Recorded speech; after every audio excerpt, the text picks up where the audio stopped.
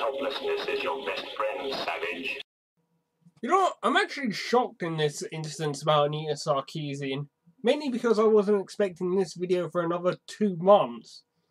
I know kind of why she pushed this video up a couple of notches. Mainly because the last video had a huge backlash from sex workers. And 2, its video is rather low. I think it only had barely 300,000 views. Compared to the first part of Damsels in Distress, which had close to 2 million views. So honestly, I think this is on the standard internet 2-year cycle. So this is pretty much her last-ditch attempt to get her voice out there before she gets swept under the rug with everything else. Grab a whore and have a good time.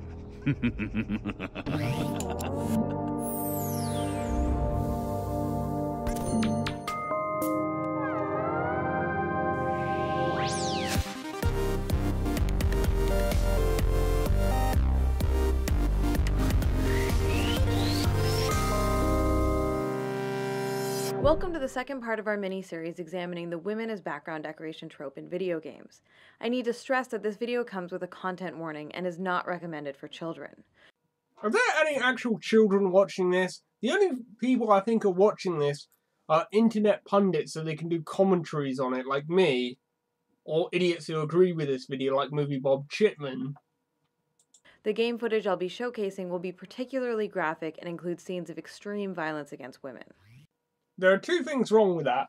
1, they're not technically women, they're digital binary constructs. Simply put, they're not fucking real.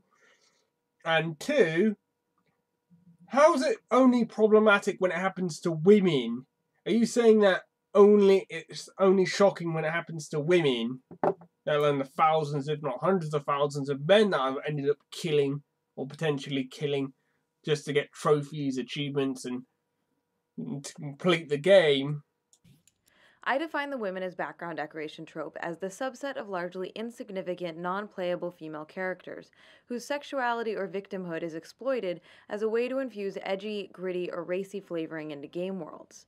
These sexually objectified female bodies are designed to function as environmental texture, while titillating presumed straight male players. Well, excuse me for being a frosting heterosexual and of having heterosexual desires.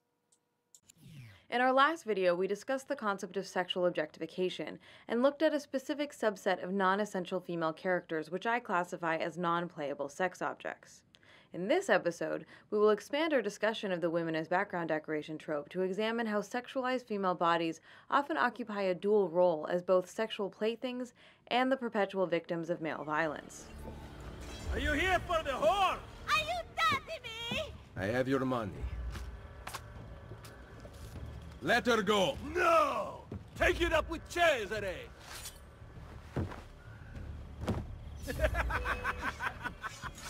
The use of sexual or domestic violence as a form of scaffolding to prop up dark and edgy environments has become a pervasive pattern in modern gaming. You know what, Mom? You know what I'm gonna get you next Christmas? A big wooden cross. So every time you feel unappreciated for all your sacrifices, you can climb on up and nail yourself to it. Fuck me, I was hoping to at least hit the 5-minute mark before I had to use that clip. Well, if it isn't the long-lost Andrew Ryan. Come here, Tiger.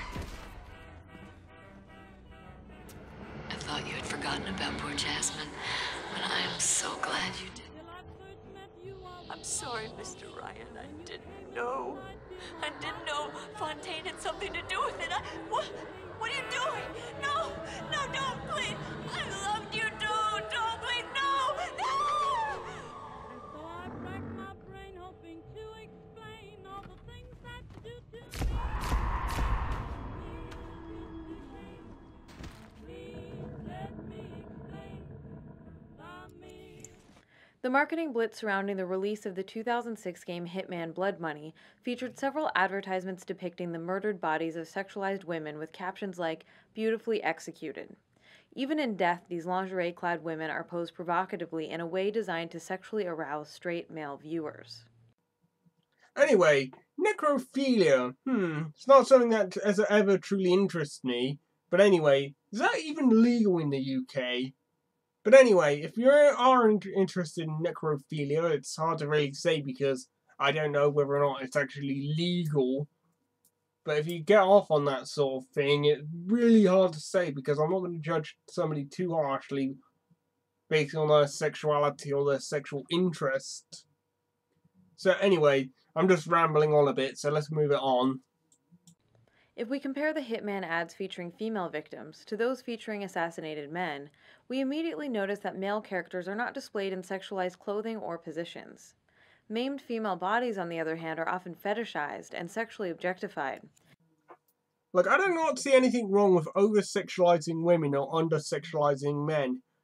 Heterosexuality is always going to be more dominant for males than it will be for females. Why? I don't know. It would be hard to say. The 1940s pulp novel-inspired LA Noire used similar images in some promotional materials displaying the sexualized dead bodies of murdered women as a selling point for the game. Kinky. This drop-dead gorgeous trope, as it's called, is commonly used in other forms of mass media, especially in fashion advertising. It is the collusion of violence done to women's bodies and the fact that it is often sexualized. I personally do not see anything wrong with sexualized violence if it is between two consenting adults or is in a purely fictional narrative, mainly because what one person may find morally disgusting may turn one person on or may be indifferent to another person. Heck, I've probably watched quite a bit of kink.com and that will probably immediately get me classed as either a rape supporter or as a pedophile or some shit like that.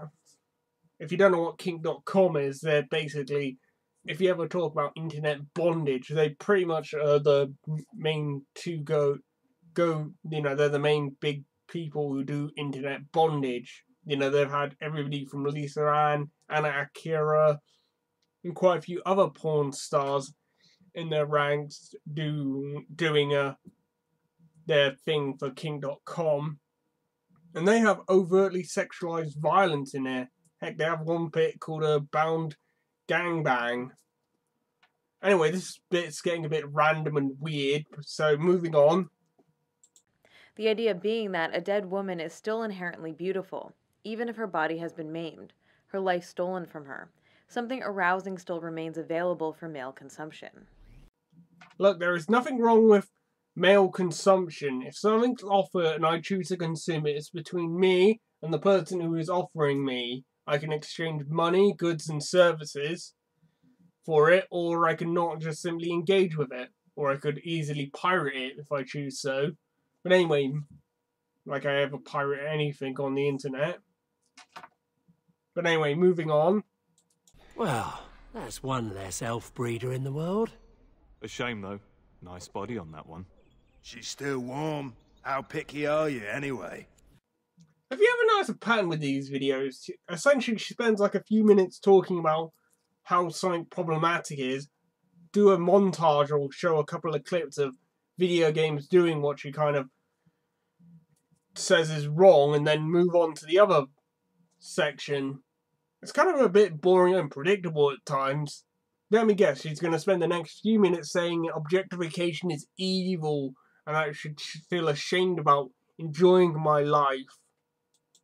Developers regularly utilize the brutalization of women's bodies, and especially the bodies of female prostitutes, as an indicator of just how harsh, cruel, and unforgiving their game worlds are. I personally do not see a single problem with that. If the game developer chooses to set their fictional universe in a dark and desolate place, like let's say for instance Bioshock, which is set under the sea, after their small civilization has gone to shit and back, you're saying that it's inherently wrong for them to have people getting maimed, killed, eviscerated in them, and it's inherently wrong for them to show sexualization of them getting maimed or killed, is inherently bullshit. As for, let's say, I could mention other worlds, Fallout, that's a big desolate wasteland, which essentially was the Americans fought a nuclear war with Canada, I think, or was it the Chinese? I really should research that game. In fact, I have Fallout New Vegas I haven't yet started, and Saboteur, and Prince of Persia Forbidden Sands, and Just Cause 2. I really should get around to playing those games. They're pretty good games from what I can tell. But anyway, moving on from my own small collection of games I have yet to play, you know, there are other universes out there, game worlds. Mass Effect, you know, that's a pure science fiction world. Silent Hill is a purely fictional world based around the characters' subconscious manifesting themselves in disturbing ways. You've got Dead Space, which is set on a spaceship which has a kind of zombie apocalypse going on in it. But anyway, I've been rambling on for close to 2 minutes about this subject. Let's move on. In some of the most pernicious examples, dead or mutilated female bodies are used to decorate. Interesting little tidbit of information. That zombie there, Nana, I think is it Nana Janison, or Jen, is actually an anagram for Gemma Jameson, aka one of the biggest porn stars ever known to man. So there's a little bit of tidbit of information for you. Virtual game environments as a way to invoke a sexually charged, creepy mood or edgy atmosphere. Mafia 2 Joe's Adventure includes a gun battle which takes place over the dead body of an exotic dancer, who moments earlier was performing a routine for the player. A grisly example can be found in Bioshock 2, where mutilated, eroticized female bodies are seen scattered throughout the Pink Pearl Bordello area in Siren Alley.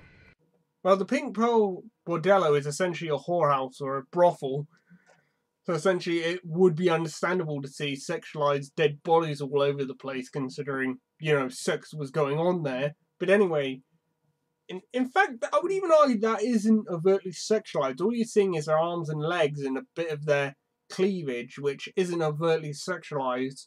But anyway, sexual explicit material is a purely subjective stance. What you consider to be sexually explicit, I wouldn't consider to be sexually explicit, and vice versa. Because, like I said, it's a subjective stance. The person watching this video will have a completely different set of sexual standards to me. And I'm perfectly okay with that, as long as, one, that the person that you're sexually objectifying is over the age of consent, and furthermore is consenting to it.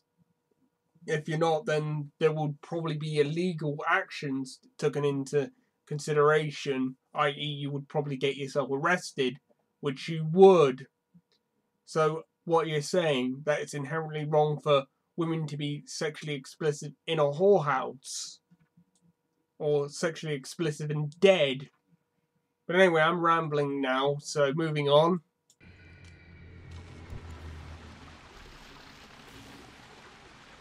Again, we can compare the way the murdered male bodies are displayed and notice the distinct lack of sexualization in their presentation. The male corpses may be designed to evoke a sense of horror or disgust, but it's not coupled with elements of sexual titillation in the same way that female bodies are. Well, personally, I do not find that sexually arousing, mainly because my sexual interests are mainly round about over the age of consent and alive, preferably MILFs with big titties, like Lisa Ann or Janet Mason. Anyway, moving on. While playing, gamers are routinely forced to witness graphic scenes of violence against female NPCs, as these acts are committed in real time by other game characters. The opening sequence in Prototype, for instance, depicts the execution of a nameless crying woman, her dress ripped suggestively to reveal her garter belt.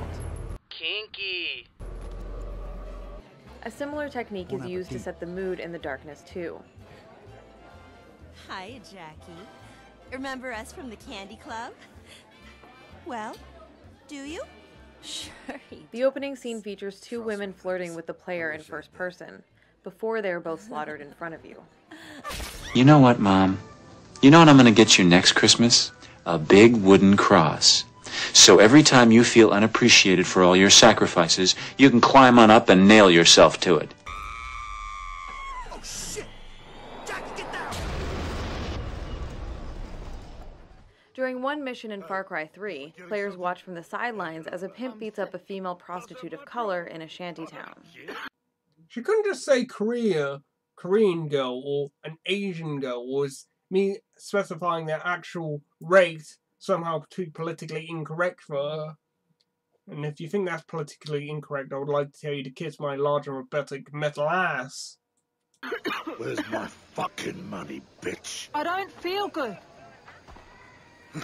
I got your medicine. Please don't. Take it, you little shit. No money. What's this, huh? You worthless whore. You're fucking pathetic. You're lucky I don't kill you. The women who fulfill this trope in gaming universes are sometimes designed to occupy minor narrative roles, but more often than not, they're just hollow shells, empty representations with little to no personality or individuality to speak of. No shit, Sherlock. Roy Knight should be telling us that water's wet and sticking your hand into a fire is a bad idea. Jesus Christ, she got paid more money than my house is worth just to say this in what is arguably the most stupid shit that I'd ever heard in my entire life. And honestly, I honestly have no idea why people would support this whole shit. You know what? I had noble ideas in my life. I wanted to become a scientist or a famous artist. You know, instead I'm wasting my entire life doing this entirely pointless bullshit. Somebody help me!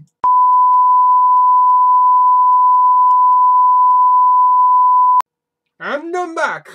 What shit was I doing? Oh yes, I was talking about that stupid Bentonita Sarkeesian. Moving on with this pointless and stupid video. Red Dead Redemption includes... Didn't you mangle that video game in the last video you did when you implied that you could go around raping women as you see fit with no repercussions? Includes multiple depictions of assaulted female prostitutes. In the Stranger Side mission Ava in Peril, the protagonist happens upon a Mexican prostitute being beaten. Hey, Migo, give it a rest. Enough. Stop hitting the girl.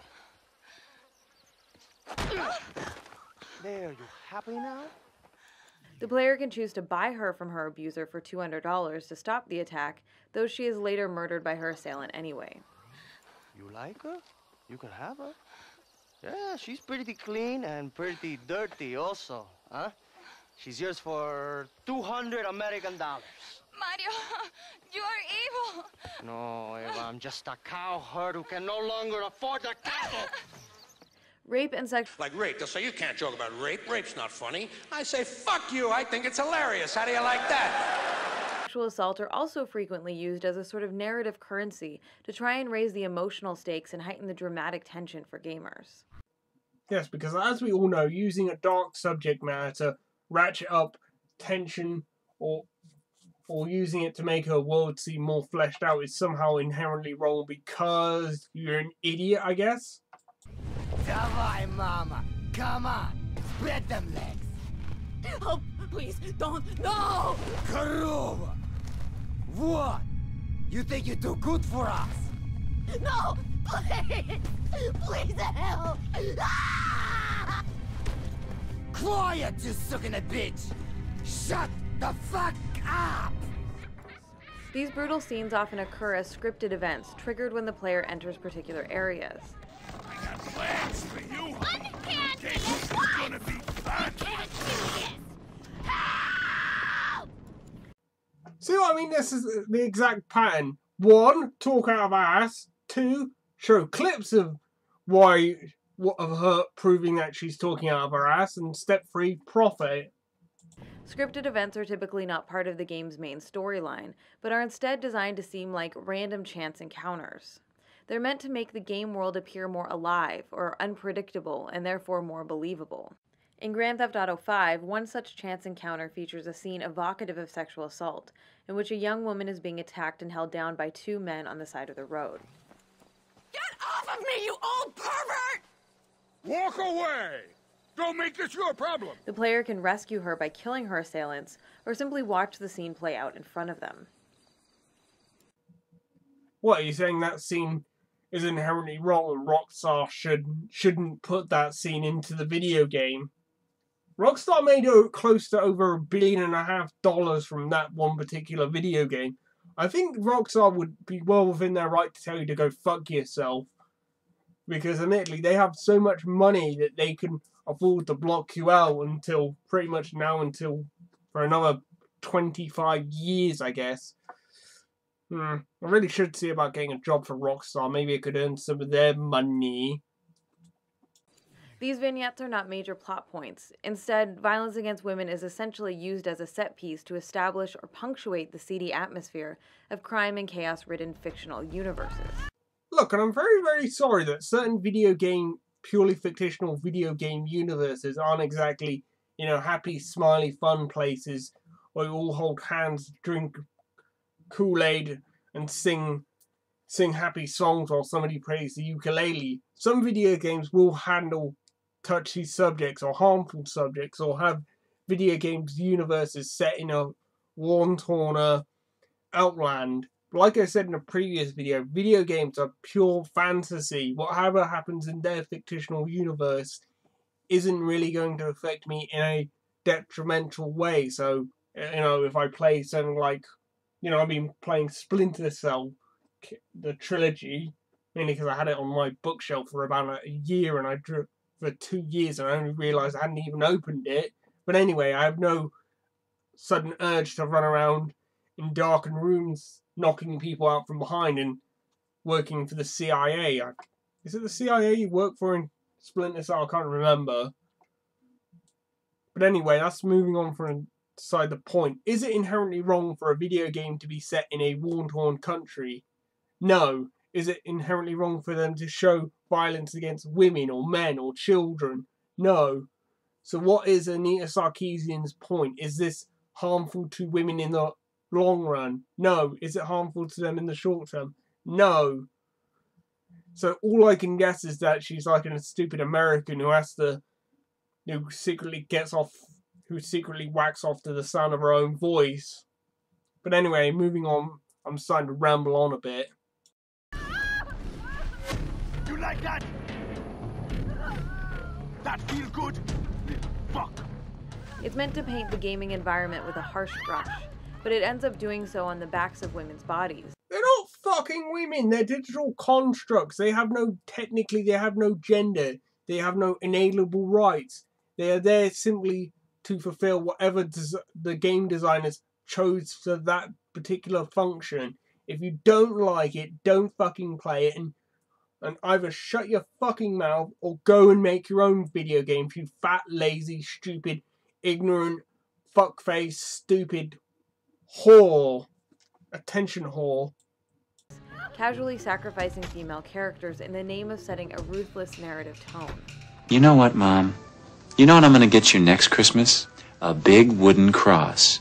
So every time you feel unappreciated for all your sacrifices, you can climb on up and nail yourself to it. It's worth noting that there are striking tonal and thematic similarities between female victims used as background decoration and other tropes we've discussed in previous episodes. The second installment in the Assassin's Creed series, for instance, features a sequence called Damsels in Distress, in which the player must hunt down a man who has murdered a female prostitute. Come, join us, Ezio. Have a drink. Meet the ladies. Murderer! Butcher! He sliced Lucia and stole her money! So, Messer Ezio, let's see just how talented you are. After him! During the sequence, the killer will run and take a courtesan hostage. Don't come any closer, or I will carve up another one. If the player gets too close, the assailant will slit her throat Kill again. and run to the next nameless courtesan. Take her hostage, murder her, It wasn't my fault. She laughed at me. She made me do it. Another one. then grab another, On your hands. murder her, grab another, and another, until the player manages to shoot and kill the perpetrator from a sufficient distance. Thanks for telling me the blatantly fucking obvious. How is this directly harmful? Please, is this a case in point of, monkey see, monkey do, that if I see something like this, I'm likely to go out there and slit people's throats? Because admittedly, you just might as well just be turning into Jack Thompson just with a pair of tits. which is kind of ironic considering in a video that I saw, you just laughed out that, you know, people comparing you to Jack Thompson. The Witcher games include a variety of side missions involving the player character attempting to rescue or protect non-playable sex objects from assault or rape by thugs. Will you help me? I fear the dogs and thugs, but I need to get home. Some men are troubling my girls. Take care of it and we'll compensate you. Generously. In our first episode, I described the damsel in distress trope as playing into a form of objectification, because traditionally damsel characters become the central object or goal in a competition between men. I explained that in the game of patriarchy, women are not the opposing team, they are actually the ball. You are an idiot! Female characters that fall under the background decoration trope, however, don't even rise to the level of importance necessary to be pawns in someone else's game. That's because they're background fucking characters. You don't focus all your time and attention on people who will probably, you know, on the shopkeeper, on the guy who sells you weapons, or the woman who heals you, or the person who tells you where to go to get the mysterious sword of power so you can kick the guy in the crotch or some other horse shit like that. Because all she's really doing is saying, oh, it's inherently wrong for them to show women in backgrounds because I'm a fucking moron and I have no original thought in my head because I'm brainwashed by Andrea Dawkins or Gail Dines or any other feminists who I reckon should be banned from talking out of their asses. Instead, these women are brought on stage for the express purpose of being victimized in front of the player, after which their battered bodies are whisked away, swept back behind the curtain, never to be heard from again. You know what, Mom? You know what I'm going to get you next Christmas? A big wooden cross. So every time you feel unappreciated for all your sacrifices, you can climb on up and nail yourself to it. Returning to Rockstar's Red Dead Redemption.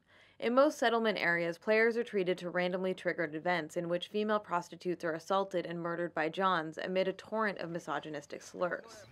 Players are presented with the choice to either intervene and save the woman for a small cash reward, or simply watch the attack play out in front of them as part of the entertainment. And you're saying that it's inherently wrong for Rockstar to have that in their game? Well, for starters, one, the prostitutes are not fucking real. They are digital constructs. They have no agency. They have no inalienable rights. They're just simply there to fulfill the desires that the game designers put in them for. And furthermore, are you just saying that's inherently wrong for that to happen in a game? Or are you saying it's only wrong when it happens to a woman? Or are you saying it's only wrong for you to be given the choice of whether or not intervening in, you know, a scene of potential domestic violence, or it wouldn't be domestic violence, it would just be violence against women in this case, and not actual, you know, a domestic couple. But anyway, moving on. Ow! Someone! Stinking whore! I'm gonna cut you a new hole. You think I'm a joke? Go on then! Laugh, bitch, laugh! If the player sticks around long enough, or leaves and then re-enters the same location, the scene will eventually repeat itself again and again, very much like the animatronic vignettes in the Pirates of the Caribbean ride at Disneyland. That's a bit random comparing it to GTA to Pirates of the Caribbean ride. So what, are you saying that it's inherently wrong for them to put certain events to happen again and again? And you say you're not pro-censorship? Because this is what you're saying, that it's inherently wrong for Rockstar to put domestic abuse or violence against women in a video game. You might as well say that it's inherently wrong for any violence to be put in a video game, which I think Anita Sarkeesian is pretty much against. Mainly because, according to her, it's inherently that she would love to play video games, but she doesn't want to go around ripping off people's heads because it's gross. Which I find it a very immature way to be looking at things. Stinking whore! I'm gonna cut you a new hole. You think I'm a joke? Go on then! Laugh, bitch, laugh! The audience is meant to briefly gasp at these acts of brutality, before their attention is directed elsewhere, towards the next event or set of enemies to be dispatched. So what do you want to happen? Do you want every time something like this would happen, for you to immediately come up, for your head to immediately come up and say, "Oh, it's wrong for you to do that in a video game," and point a finger directly at the player? Because honestly, I think they'll just get so bored and tired of it, they'll eventually turn it off and, I don't know, probably look at some internet porn. Because as we all know, there's a lot of internet porn out there. I'm destined to probably watch all 1% of the internet porn on the internet eventually.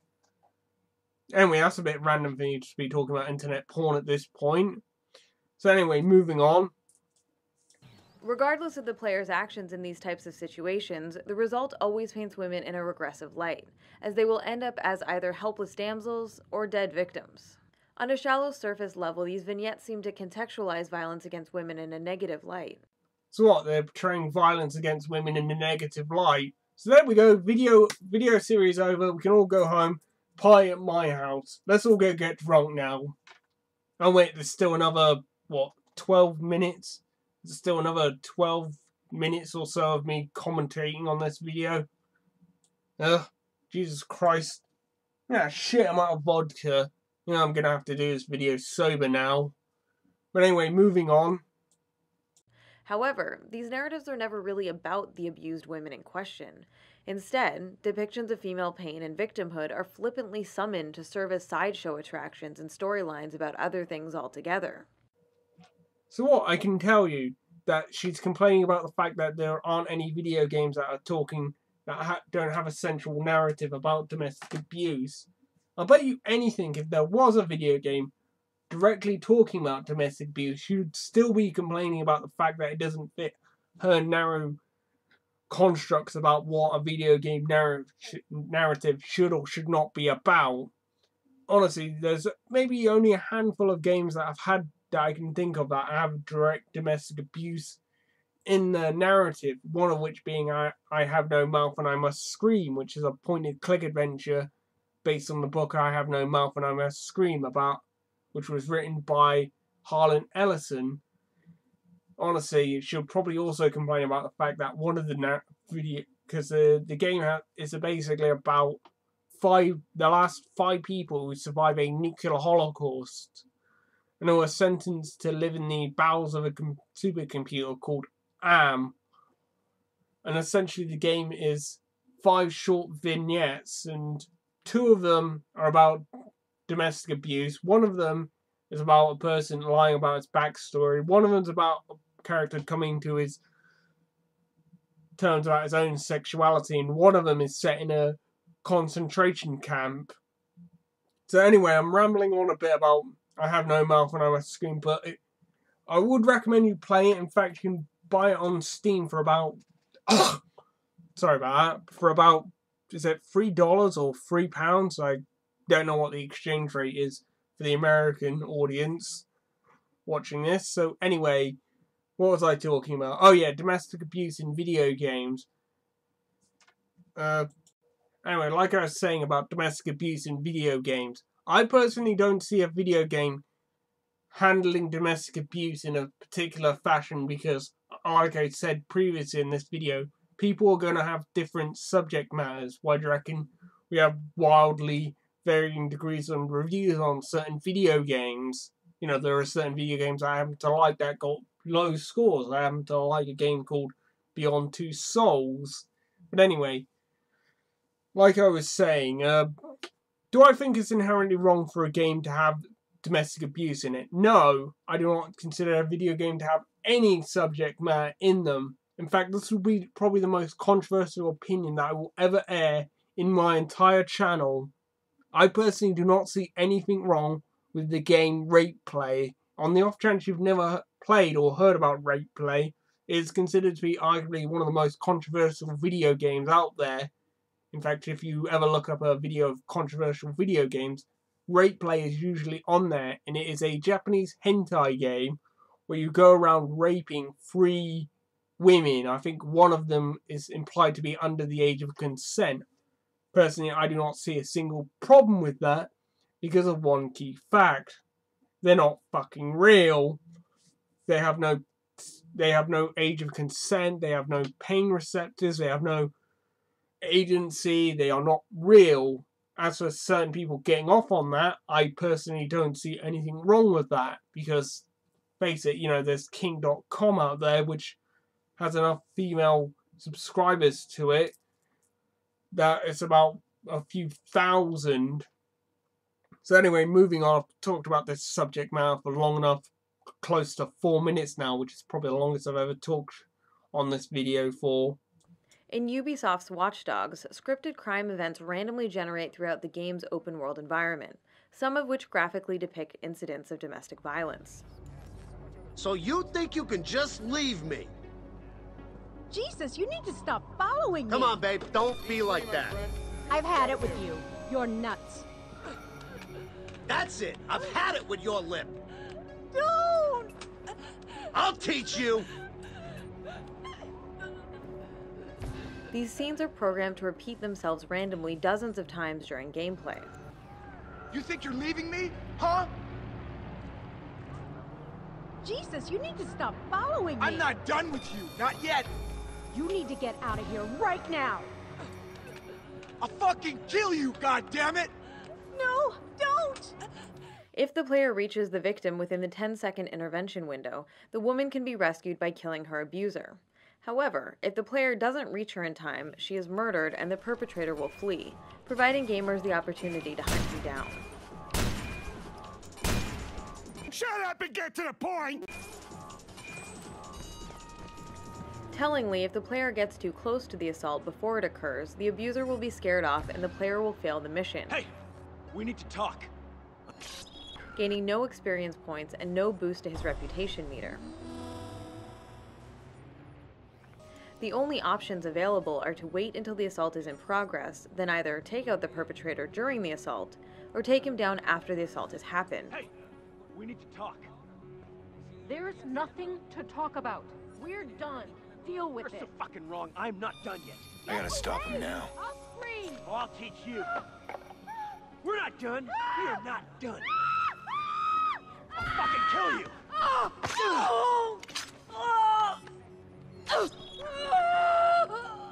No game mechanics are provided to call an EMT, administer first aid, or check in on the victim.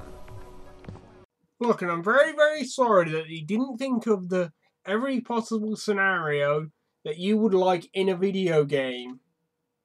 But honestly, so what, are you saying that you should go back and edit in the fact that you can call an ambulance or do first aid? Sounds like you're wanting a little bit too much from your game companies nowadays. Meaning that these female characters exist to be assaulted, in order to give the player something to do, a reason to chase down the bad guy, exact vigilante justice on him, and gain the allotted experience points. After which the women are casually discarded, forgotten by the game and its characters. You know what, Mom? You know what I'm gonna get you next Christmas? A big wooden cross. So every time you feel unappreciated for all your sacrifices, you can climb on up and nail yourself to it. Of course, there also exist scripted events involving male NPCs, but those encounters are framed in distinctly different ways.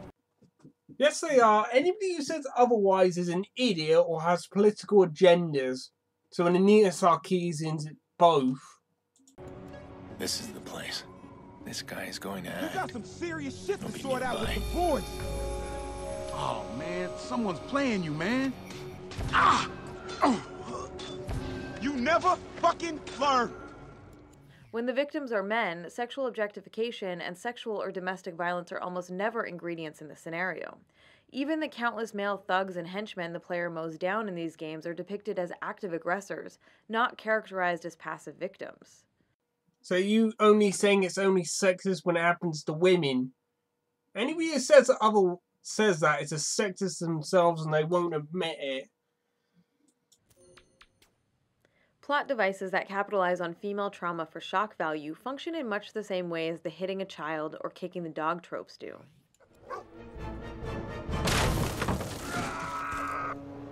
No one defies Thag the Impatient. There, you happy now? It's casual cruelty, implemented as an easy way to deliver a quick emotional punch to the player, by presenting attacks on characters specifically designed to appear pitifully vulnerable. These scenes serve no real purpose in the plot other than to let the audience know that the perpetrators are truly deplorable monsters.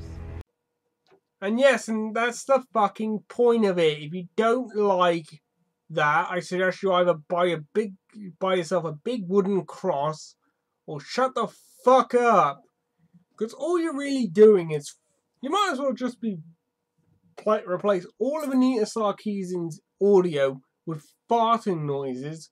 And honestly, I would honestly say that would be more intelligent and more conversational worthy than what she's doing right this second. Never speak of my mother like that again, you little whore! Ow! Think yourself a hero, do you? Sail away, and I'll burn these sluts alive! You wanna check out the dental plan, bitch? Oh, the besito! Besita! Don't be so conventional! Look at that ass, huh? Magnificent. I'll save her for later. Or I'll kill her and all her family. They're probably rebels anyway, huh? So, in addition to helping paint a gritty picture for the rest of the game experience, this kind of sexualized violence against inessential female characters is exploited by developers as a sort of cheap, one-note character development for the bad guys. Let go of me! Stop, please! It's a party, isn't it? Grab a whore and have a good time. Savor the hunt, boys. It's just a goddamn whore, man. A goddamn filthy whore. It's a lazy shorthand for evil, meant to further motivate the protagonist to take the villain down and help justify the excessive violence committed by the player in these games.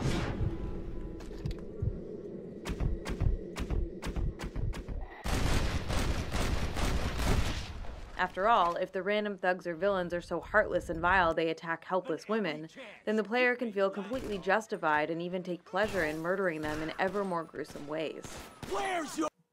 And honestly, I do not see a single problem with that motivation, because I play video games purely for my own selfish desires, and if you don't like it, I suggest you can kiss my fucking dick.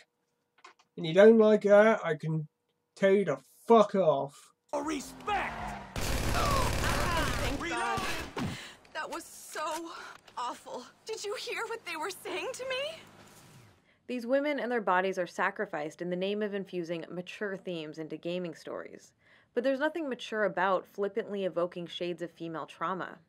Mature is a purely subjective stance. What you consider to be immature, I would consider to be mature, and vice versa. It's dependent on the viewer, like I said previously multiple times.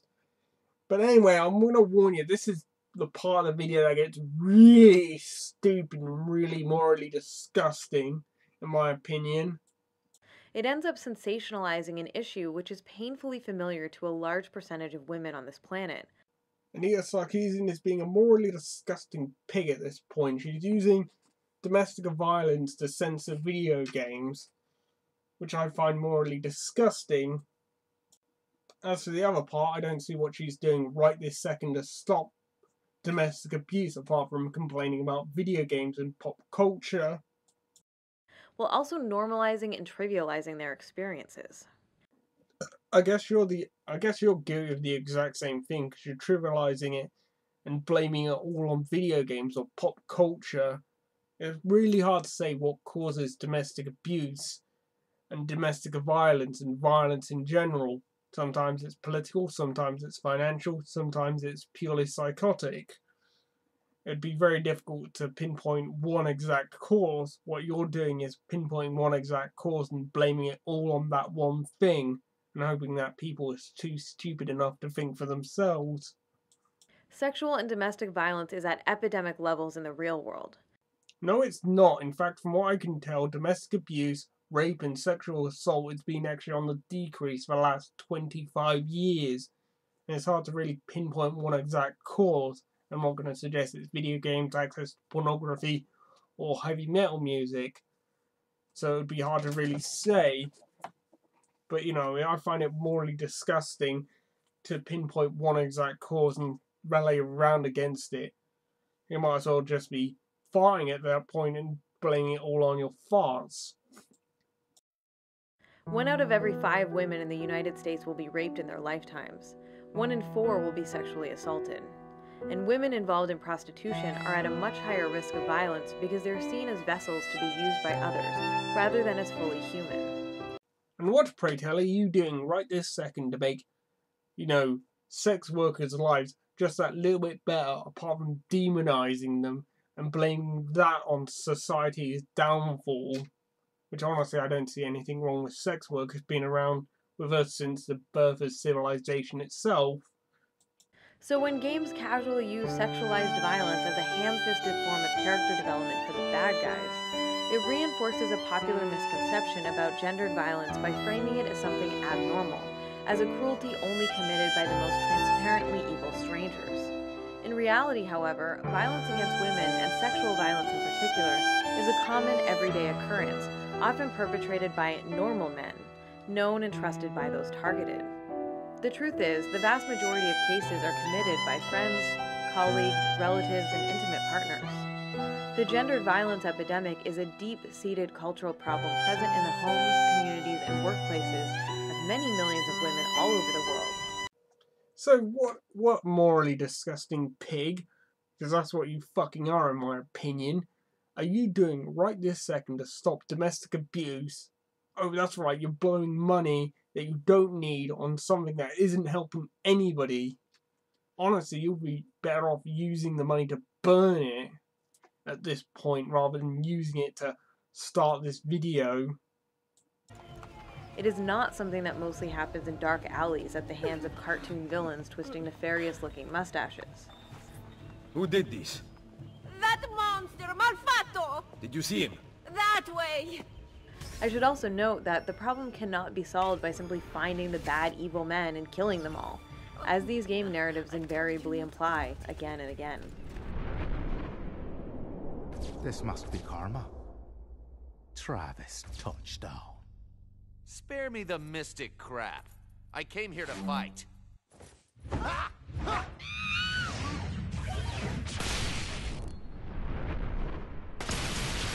Magnificent! Travis, the Crownless King.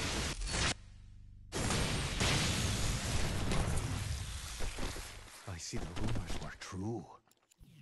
Over the past decade or so, we have seen a dramatic rise in angry male anti-hero narratives, in which the player character is ostensibly a bad guy. In some of these games, violence against women is then used as character development for the protagonist. You wouldn't. That's enough. Whoa, she's all limp. I didn't even hit her that hard. It just makes our job easier. Kane Lynch sucks monkey balls.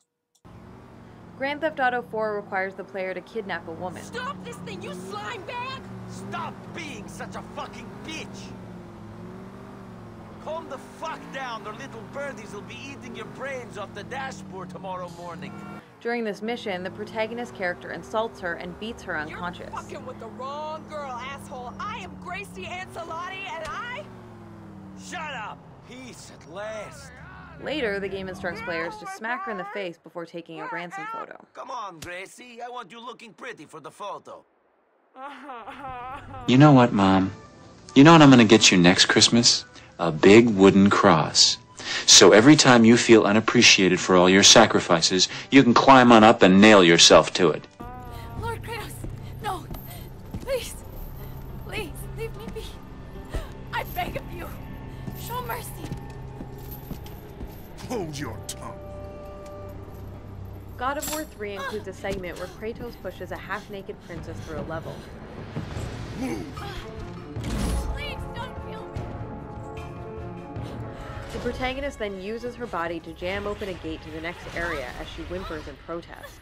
Lord Kratos, do not leave me.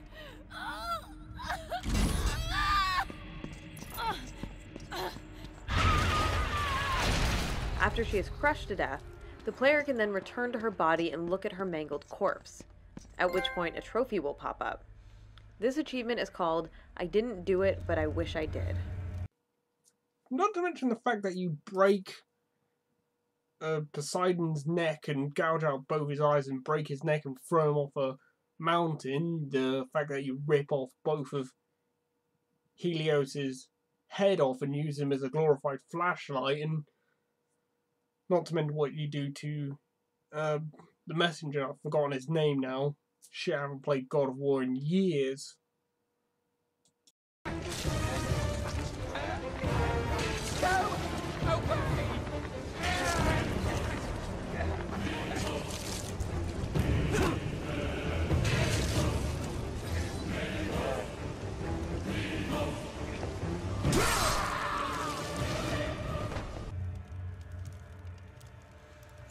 All of this is designed to convey that the protagonist is a ruthless, unfeeling, morally corrupt character who is capable of anything.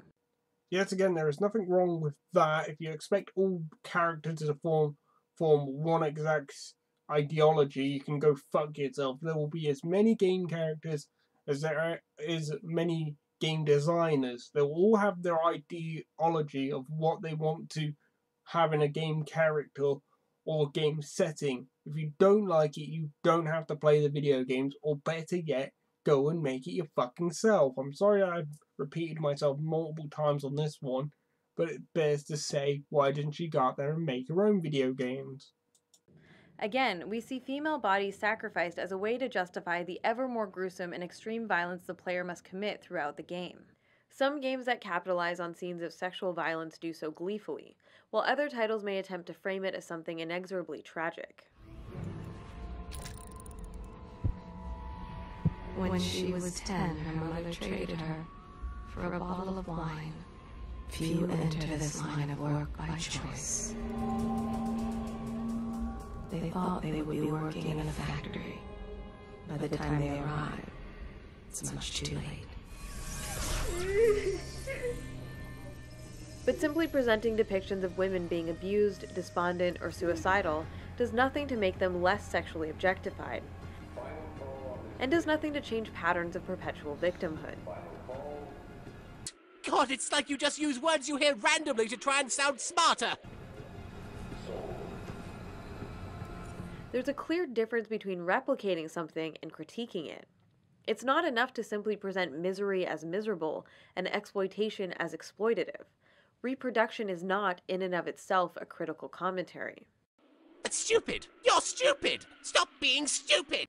A critique must actually center on characters exploring, challenging, changing, or struggling with oppressive social systems. But the game stories we've been discussing in this episode do not center on or focus on women's struggles, women's perseverance, or women's survival in the face of oppression, nor are these narratives seriously interested in any sort of critical analysis or exploration of the emotional ramifications of violence against women on either a cultural or an interpersonal level. Nor are they under any obligation to do so. If you're complaining about them not producing a video game that you don't want to see, there is no force in the universe stopping you from making it your fucking self. The truth is that these games do not expose some kind of gritty reality of women's lives, or sexual trauma, but instead sanitize violence against women and make it comfortably consumable. Now, to be clear, I'm certainly not saying stories seriously examining the issues surrounding domestic or sexual violence are off limits for interactive media. That's some bullshit. However, if game makers do attempt to address these themes, they need to approach the topic with the subtlety, gravity, and respect that the subject deserves. And there are certain things wrong with that. One, what you just said is a purely subjective stance.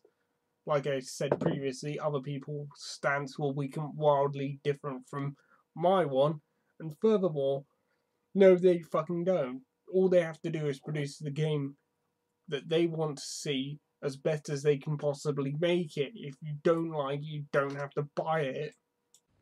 Though not about the abuse of women, the 2012 indie title Papo and Yo is an example of a game that respectfully deals with the very serious issue of alcoholism and domestic violence against children. The game does so by telling its story from the point of view of a protagonist directly affected by the trauma of abuse, not someone on the outside coming to their rescue. I remember Papa and Yoko. I was playing it in between bouts of Lollipop Chainsaw, which is a game that I think Anita Sarkeesian would denounce. and Earth Defense Force, which is a game, Insect Apocalypse, which is a game which you would probably get if you took acid while watching Starship Troopers.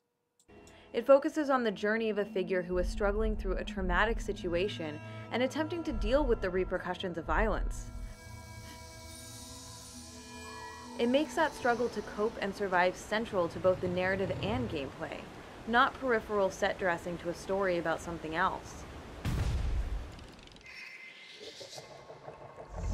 And critically, the game employs powerful metaphoric imagery to make its point instead of relying solely on sensationalized or exploitative depictions of the abuse itself. Papo & Yo is an intense and at times gut-wrenching game that doesn't sugarcoat or glamorize violence. Papo & Yoko is an okay game. I would just say the only thing it had going for it was some stark symbolism and an okay, somewhat narrative. But honestly, if you want a truly gut-wrenching game, recommend playing Spec Ops: The Line. That is a truly gut-wrenching game that will stand with you for probably ever. In fact, I would argue it has one of the most powerful scenes I've ever seen in a video game. That will probably take Paco and Yoko, rolls up and smokes it. In this way, it's an honest and emotionally resonant experience for players. We must remember that games don't just entertain. Intentional or not, they always express a set of values and present us with concepts of normalcy. So what do games that casually rely on depictions of female victimhood tell us about women vis-a-vis their place in society? Well, the pattern of utilizing women as background decoration works to reinforce the myth that women are naturally fated to be objectified, vulnerable, and perpetually victimized by male violence. These games also tend to frame misogyny and sexual exploitation as an everlasting fact of life, as something inescapable and unchangeable. Now, I'm not wishing to be called particularly cold-hearted or even particularly cynicism, but here's the thing. Domestic abuse has always been with us to a certain extent. I very doubt anything that if you get rid of any influence, you will still have a certain level of domestic abuse in society. It is something that will affect certain people at certain points in their life, but that does not mean it's inescapable. You can do certain things to protect yourself. It would be hard for me to say because I've not had domestic abuse. I've very rarely dealt with domestic abuse myself. I think the closest I've known are two people. One of them was a male and one was a female, but I haven't seen those in a good few years. But anyway, moving on. This dominant narrative surrounding the inevitability of female objectification and victimhood is so powerful that it not only defines our concepts of reality, but it even sets the parameters for how we think about entirely fictional worlds, even those taking place in the realms of fantasy and science fiction. It's so normalized that when these elements are critiqued, the knee-jerk response I hear most often is that if these stories did not include the exploitation of women, then the game world would feel too unrealistic or not historically accurate. What does it say about our culture when games routinely bend or break the laws of physics and no one bats an eye? When dragons, ogres, and magic are inserted into historically influenced settings without objection? We're perfectly willing to suspend our disbelief when it comes to multiple lives, superpowers, health regeneration, and the ability to carry dozens of weapons in a massive invisible backpack. But somehow, the idea of a world without sexual violence and exploitation is deemed too strange and too bizarre to be believable. That's because domestic abuse is hard to classify. As for video games, I mean, you can play Mario, and that hasn't got domestic abuse in it. You can play Rayman, that hasn't got domestic abuse in it. You can play a bunch of huge kiddie games. Those don't have domestic abuse in it. You can play arcade games. They don't have domestic abuse in them. Because admittedly, it's depending on the tone of the game. You know, like I've said previously, if they're setting it in a somewhat realistical fashion, you're going to have realistical behavior, and some people will be dicks to each other. That's an inalienable fact of life. The truth is that objectification and sexual violence are neither normal nor inevitable. We do not have to accept them as some kind of necessary cultural backdrop in our media stories. Contrary to popular belief, the system of patriarchy has not existed for all of history across all time and all cultures, and as such, it can be changed. It is possible to imagine fictional worlds, even of the dark, twisted dystopian variety, where the oppression and exploitation of women is not framed as something expected and inevitable. Yeah, well, why don't you go out there and make your own fictional universes, you fat, lazy, stupid, ignorant, fat-headed cow? When we see fictional universes challenging or even transcending systemic gender oppression, it subverts the dominant paradigm within our collective consciousness and helps make a more just society feel possible, tangible, and within reach. What you just said is one of the most insanely idiotic things I have ever heard. At no point in your rambling, incoherent response were you even close to anything that could be considered a rational thought. Everyone in this room is now dumber for having listened to it. I award you no points, and may God have mercy on your soul.